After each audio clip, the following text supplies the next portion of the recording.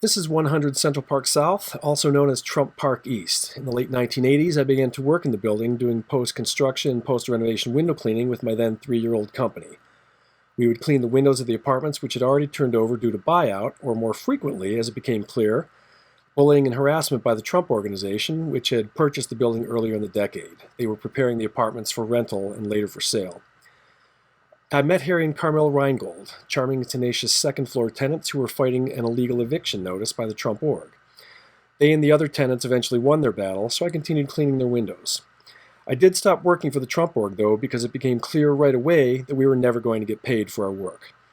Remember, we were doing chemical restoration and cleaning and scraping of plaster, paint, and concrete. Real work, inside and out, dangerous work, too.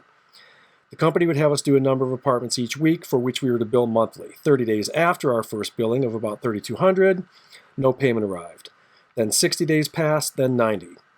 We would call and demand payment until after about 6 months, a rep from the Trump org finally picked up and said that they were not paying the bill. Why, I demanded? Because, quote, we are not happy with the quality of the work, end quote. The windows are dirty, they said.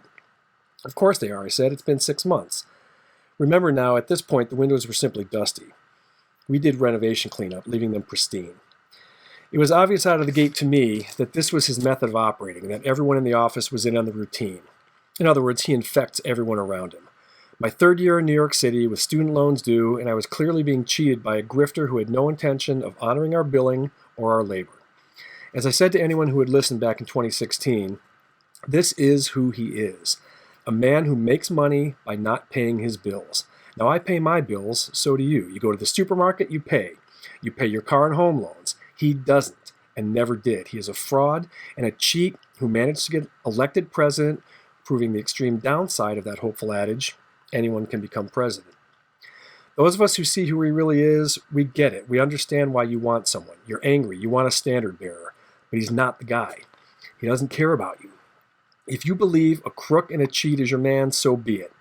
But by now you should be able to see that he measures success only by how much damage he can inflict.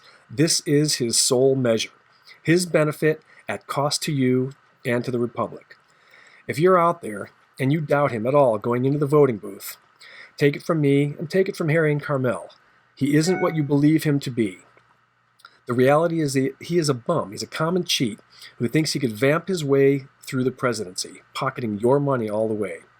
It's who he is and what he does. Every single contractor in that building told the same story. Every plasterer, every wallpaperer, every painter, every plumber. They all got the same phone call. They were told, quote, we're unhappy with the quality of the work. It was and is how he operates. You do great work, but I don't pay you. And I'm telling you out there, you can find someone better. In the meantime, get rid of him and regroup. If you're on the fence, don't let him make a fool of you.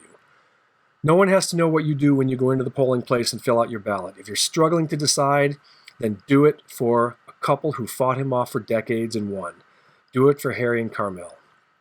One other thing. See this contractor that's working on the building right now? There's one thing I can tell you with certainty. They will get stiffed. Don't get stiffed, America. Not again.